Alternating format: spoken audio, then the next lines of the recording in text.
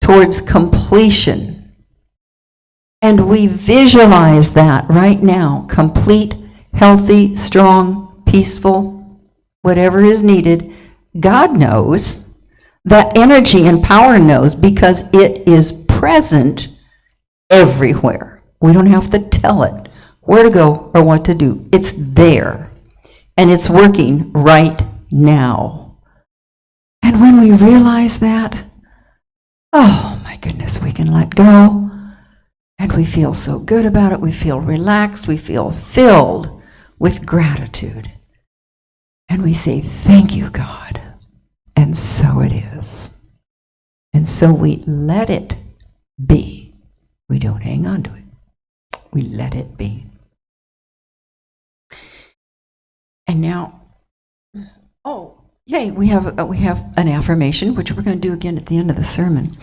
Okay, let's take a nice deep breath and say together, my compassionate heart always finds the right words and actions.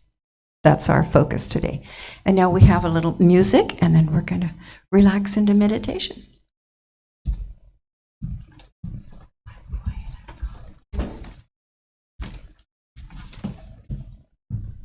Okay.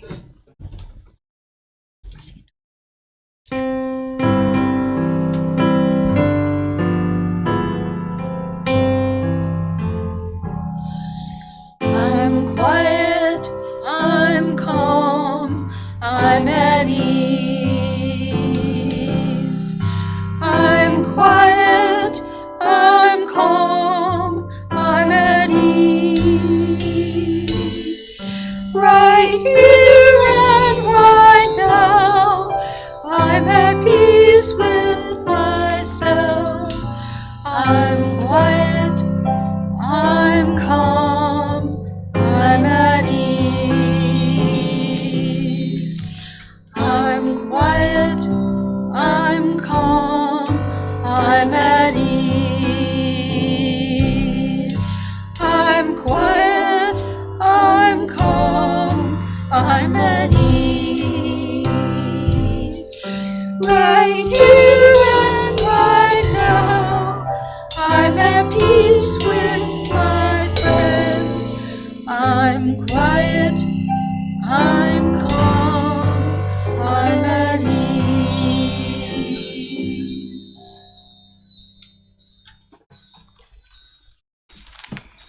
Now let's drop off everything that's outside the church.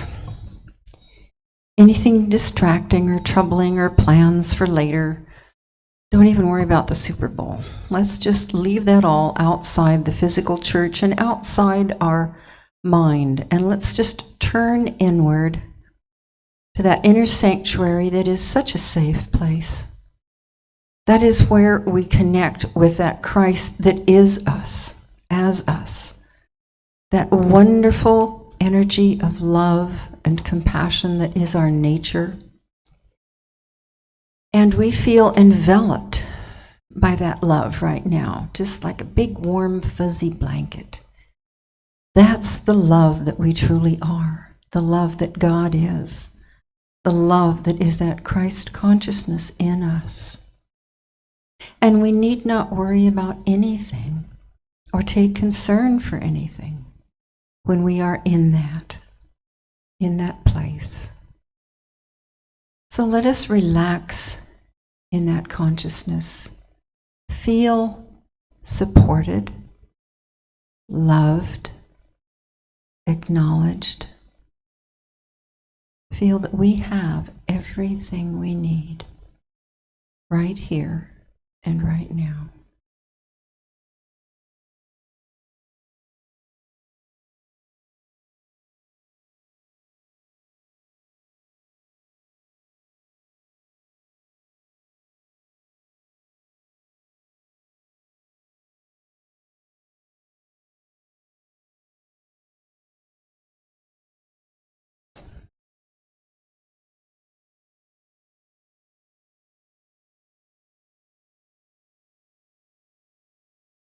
And this safe, nurturing place is available anytime and every time that we have a challenge of any sort, we can stop, be quiet, go within, and know that we are nourished with whatever we need.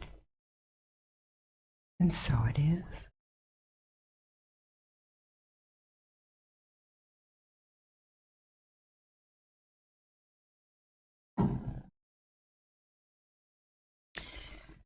When I think of compassion, it's one of the most powerful emotions we can feel and use for good.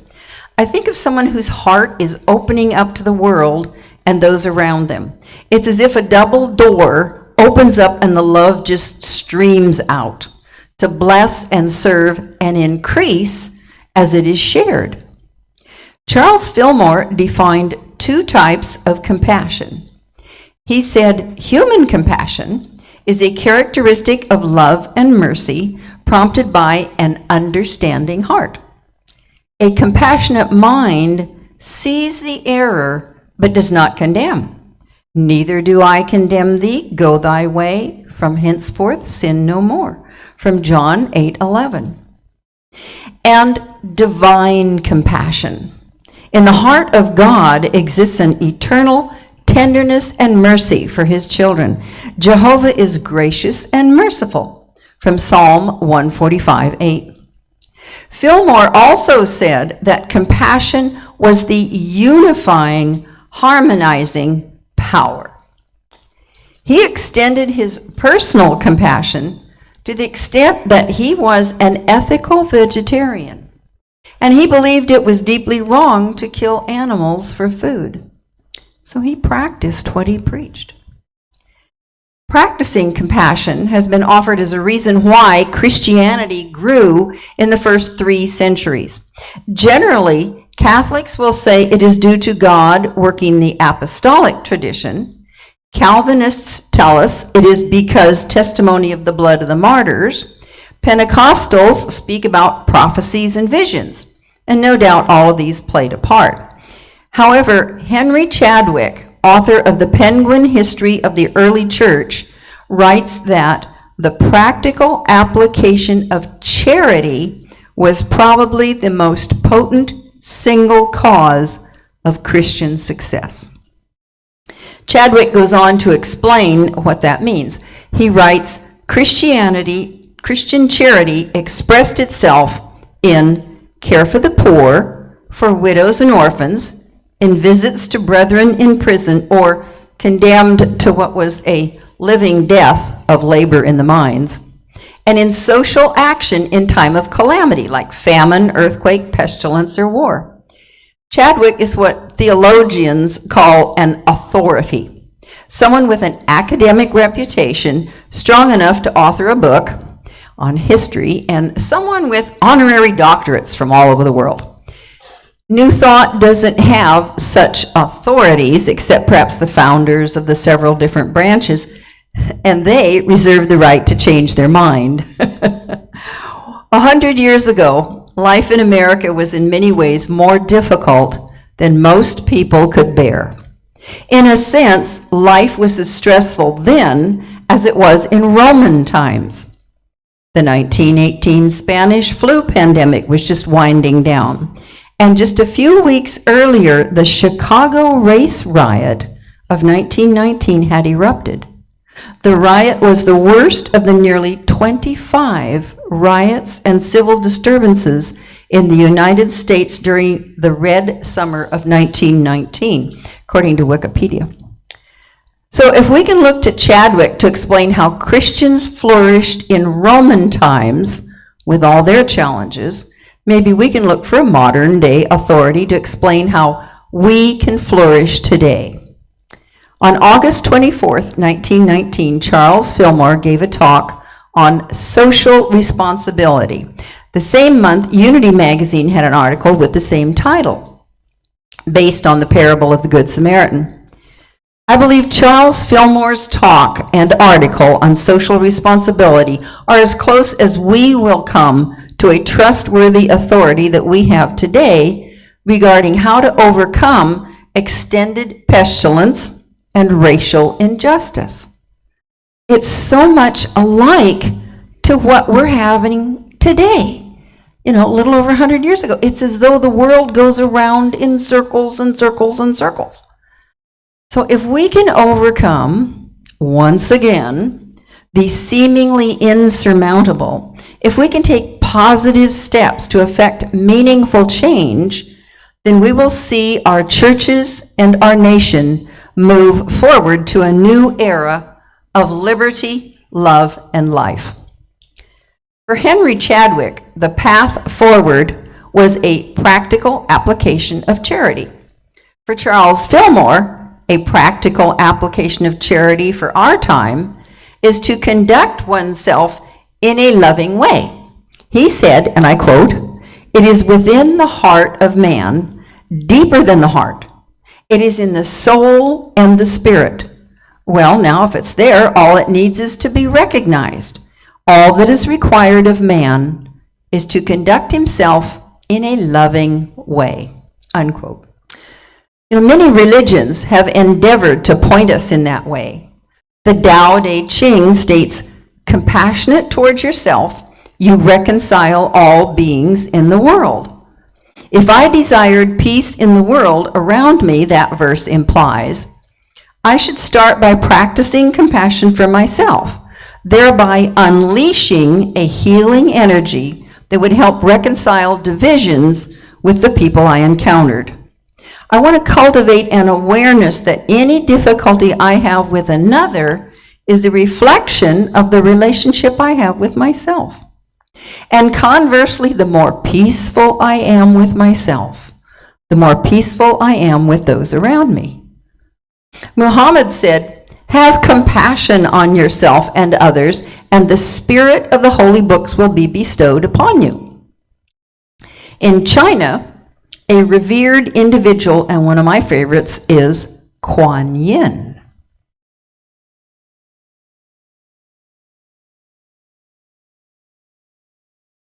I hope you can see her. I think she's beautiful.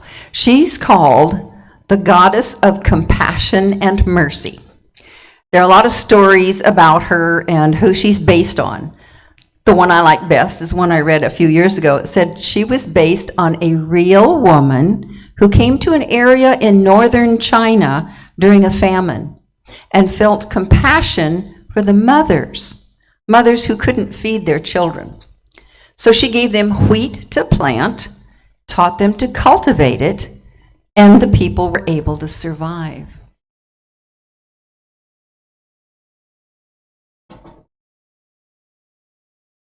We're taught about compassion as youngsters, with many of our childhood stories teaching us the value of caring for others. One we're all still familiar with, thanks to Walt Disney, is Beauty and the Beast. Beauty learns a number of truths. One is to rise above appearances, to see the truth of the inner being as she gets past the appearance of the beast.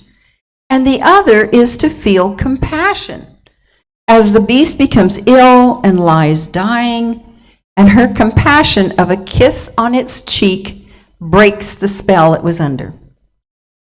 Compassion takes its stand with others in their distress. It's a side-by-side position. Compassion is a virtue that takes seriously the reality of other persons, their inner lives, their emotions, as well as their external circumstances. It's an active disposition towards fellowship and sharing, towards supportive companionship in distress or woe. The seeds of compassion are sown in our very nature as human beings.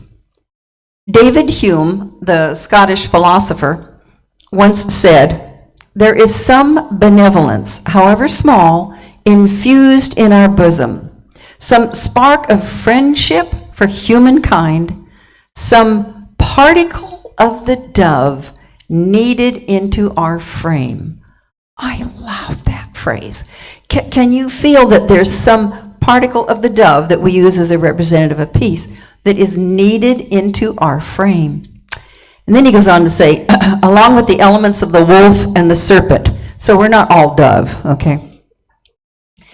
His contemporary philosopher, Jean-Jacques Rousseau, agreed, compassion is a natural feeling, which by moderating the love of self in each individual, contributes to the preservation of the whole species.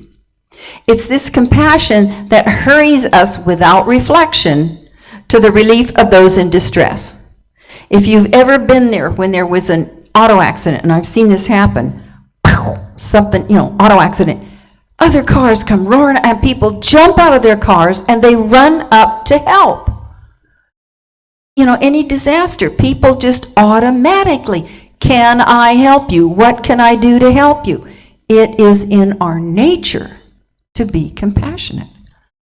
And happily, this 18th century view is in fashion once again because it became a 20th century understanding that human infants do not distinguish between their own distress and that of others. One baby's cries in the nursery are frequently picked up by the rest, and together they form a natural choral symphony of sympathetic woe.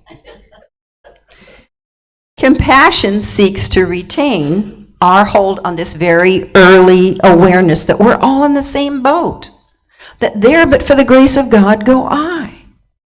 So how do we tap into this natural expression and develop compassion in ourselves? We're placed on this earth in a state of confusion and bewilderment. In truth, we have no idea who we are, where we came from, where we're going. In the poet Rumi's playful words, we all arrive here a little tipsy. In this confused state, we need to be gentle with ourselves. Our beings deserve to be touched with compassion every step of the way. To grow compassion in ourselves and for others, we must embrace not only our joys in life, but also our sorrows and challenges of life. We need to learn to embrace our uncomfortable feelings with mercy and gentleness. The human ego tends to avoid, deny, and minimize feelings that feel threatened. Unpleasant feelings such as anger, sadness, jealousy, possess an edge only because we perceive them as something separate from ourselves. When we acknowledge them and enfold them with mercy and gentleness, we allow them to become healed and integrated. When with courage and compassion, we kiss our inner demons, they turn into princes and princesses, just like Beauty and the Beast. Spiritual teachers have said that the more space that sorrow carves out of our being, the more joy that we can contain. There is, of course, no need to run towards pain and suffering. We don't go out looking for it. But when we're experiencing something, we acknowledge it. We don't run away from it. We can only truly forgive another if during the process we practice compassion for ourselves. We have to be able to forgive ourselves to be a forgiving person, lovingly enfolding the difficult feelings that are arising in us. We always have to look at how am I feeling before I can work on the forgiveness. Over time, compassion for self creates an inner spaciousness. It opens us up and gives us the capacity to be compassionate with the other, no matter how confrontational or adversarial that other person is. From that space of inner spaciousness, we're able to discern between behavior and being. We realize we're confronting the antagonism and not the antagonist. We learn to separate the person from their behavior.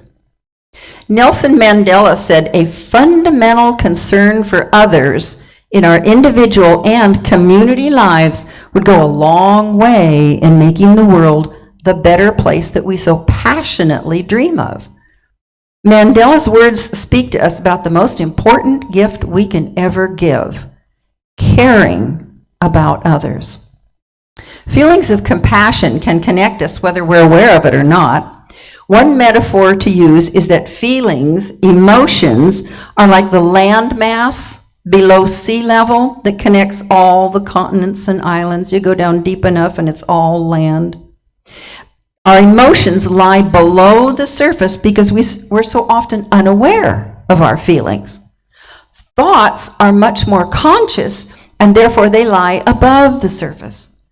Feelings, especially our most tender and unconscious feelings, are usually subtle and often very much below the surface of our minds. Feelings have the ability to join us together in ways that thoughts never can. Just as all the lands are joined together in one great landmass down deep. We're all human, and we have similar feelings that can be activated in unusual circumstances. How often have we been surprised at how quickly we can get riled up when a moment before we were centers of peace? I had this demonstrated to me a couple weeks ago. I have a stack of books that I read in the morning, and I read just a couple pages out of this one, a couple pages out of this one, that's all. Read a book, set it aside, picked up the next book, opened it up, wham! A spider had jumped out, and I whacked that. It was an evil spider, let me tell you. It was instantaneous. You know, open the book, out comes the spider, and whack. Blessed him on his way. And then I sat there saying, Nancy, what were you just writing about? You know, those emotions that are there under the surface, and they come up so quickly. And feelings, when we're feeling different things, they cause us to feel vulnerable. And I felt vulnerable. It was an evil spider. But I know very well that if I'd seen that spider walking across the wall, I would have just said, oh, go outside. It startled me. And so it was an instant access to my feelings without having to stop and use some thought. Compassion requires our vulnerability and also has the power to connect us as nothing else can. When we connect with one another authentically, allowing our suffering and our hurts, our frights, to be visible, a very strange thing happens. We discover a sense of belonging, a joy that we never knew existed. It's almost like magic, but it happens. The Buddha and Jesus both have told us that there is suffering, tribulation in the world, and there's a path out of it. Buddha has set forth the Eightfold Path as a way out. Jesus said we should be of good cheer, for he has overcome the world of suffering. And that's from John 16:33. Love and compassion overcome suffering. So how can we develop this compassion? How can we find a way to love deeply, caring as much for others as we do for ourselves? One thing to look at first is to be compassionate towards ourselves. I need to see, feel, and care about my suffering. This means going below the surface of my mind into the deep waters down there and state what is for me at any moment, in total honesty. Now, you may want to use a journal to do this for yourself. It's a great way to do this. Let the journal absorb your woes and pain, anger, frustration, whatever it is that you don't want to put on other people and you don't want to give extra energy to. We know that we don't want to focus on negative feelings because we don't want to add energy to them and increase them. But we do want to acknowledge them. And in a journal, you can be authentic, stating what is, not what you think it should be or what you want to present to the world. Here's my face. I want everybody to think I'm just joy, joy, joy, happy, happy all the time. No, once in a while a spider scares me. And a new phone. I am today practicing compassion for myself because I am not a techno nut, and my youngest son and his wife gave me a brand new phone for my birthday, and they transferred information over, but not all of it transferred over, and I was given lots and lots of instructions, and my head just went whoopee whoopee.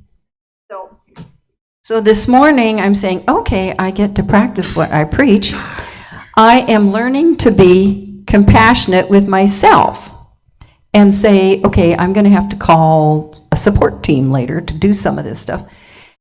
And that first feeling is, oh, I don't want to ask for help, or I don't like feeling stupid, or whatever. A bunch of ego stuff comes up.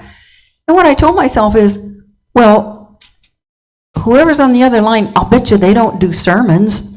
I'll bet you they don't do weddings and memorials, okay? So I don't do their job. I can just call them, let them be the techno expert. And that's practicing compassion with ourselves. So we can dump frustrations into the journal. I hope somebody can figure this out. And then notice how life comes to you today. What are your tasks for today? You've dumped those frustrated feelings in your journal, and then you look at your day today. How can you do what you have to do today graciously and compassionately? Who comes into your mind, and how can you bless them? Who can you say a prayer for today? Who calls or emails? And how can you listen with kindness, with compassion? What comes up in your heart that needs to be shared? Can you share love today with the birds and the trees and our planet and everything out there that's so beautiful? You walk out the door and you give some love to that magnolia tree. It is magnificent. And then here's the real biggie for all of us. Can I care for the person I don't agree with? Way down deep in my heart? Am I willing to be compassionate with this person? It might be somebody we see on the 6 o'clock news. And we can also review passages or stories in the Bible for inspiration. Paul advises in Ephesians 4:32, be kind to one another, tender-hearted, forgiving one another, as God in Christ forgave you. And he says in Colossians 3:12, put on then as God's chosen ones, holy and beloved, compassion, kindness, lowliness, meekness, and patience. I opened a book this morning and there was a little bookmark that said, I am patient. Okay. New phone. Jesus was continually demonstrating compassion. As he healed and taught, he showed his love for families in grief. And in his final hours, caring about his mother, he asked John to look after her. One of our strongest stories over the centuries.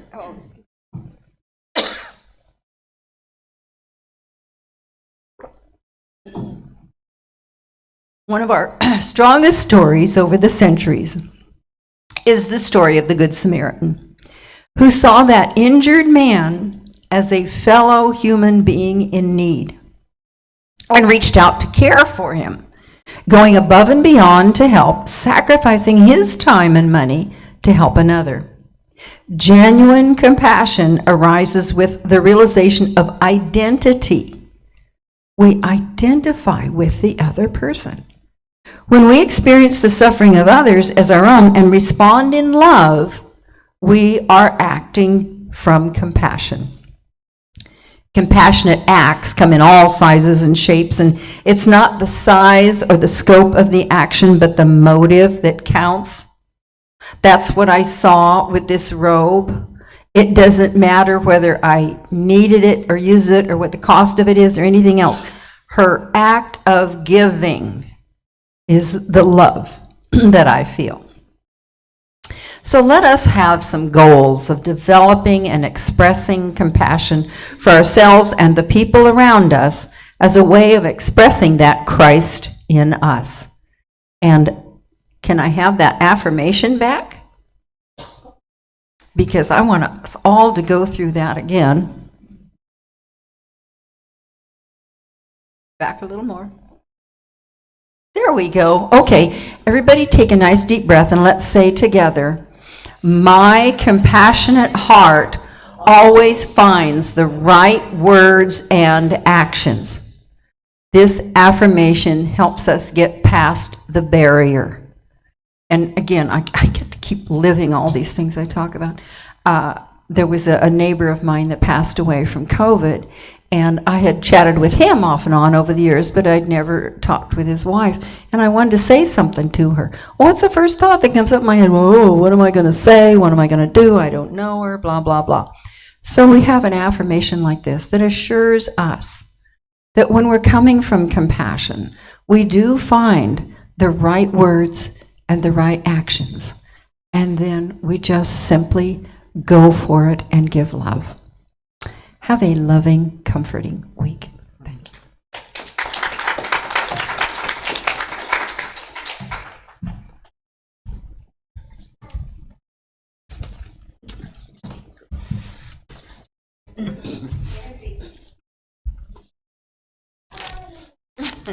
What a sweetie.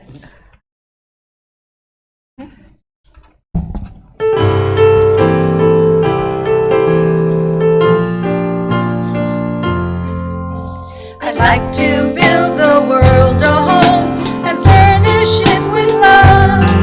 Grow apple trees and honeybees and snow-white turtle doves.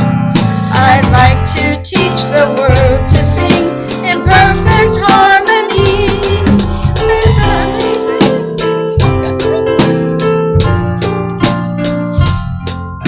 I'd like to see the world for once all standing hand in hand and hear them echo through the hills for peace throughout the land. There's a song I hear. Let the world sing today. A song of peace that echoes on and never goes away. I'd like to teach the world a home and furnish it with love. Grow apple trees and honeybees and snow-white turtle doves. I'd like to teach the world to sing in perfect harmony. I'd like to hold you in my arms and keep it company. I'd like to see the world for once all standing hand in hand and hear them echo through the hills for peace throughout the land. That's the song I hear. Let the world sing today. A song of peace that echoes on and never goes away. A song of peace that echoes on and never goes away. Thank you. Now we can all erase that thought of a Coca-Cola. That was the problem. Yeah, you get to singing the Coca-Cola words instead of, I want to take the whole world and give them a big hug, you know. Okay, now we have our opportunity to share. So if you'll take in your hand your MasterCard, Visa card, whatever you want to drop into your check, money, some wonderful thoughts, and let's say together, divine love through me blesses and multiplies all that I am, all that I have, all that I give, and all that I receive. Thank you, God.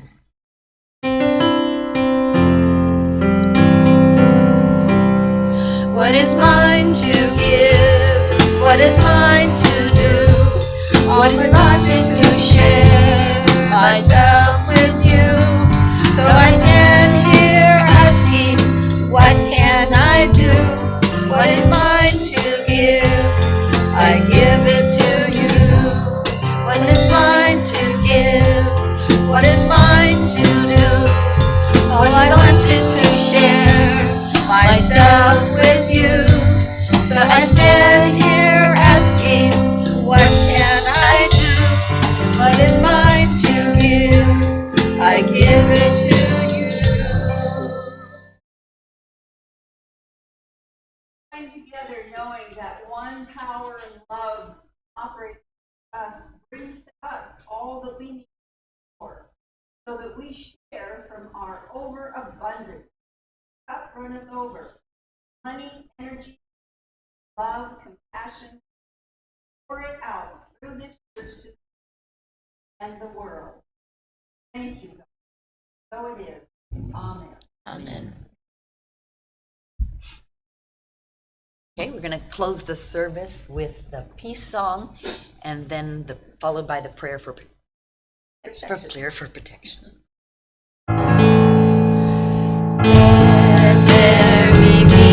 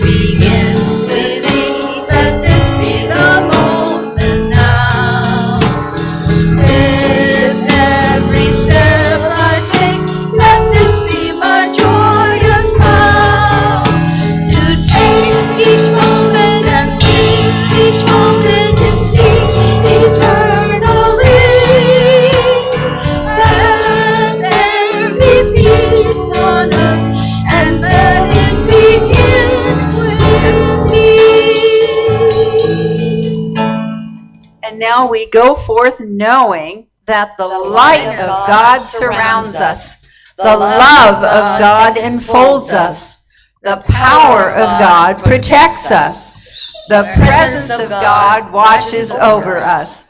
Wherever we are, God is, and all is well. Yay, God. Have a wonderful week and enjoy your Super Bowl if you watch it. Oh my God. What happened? I started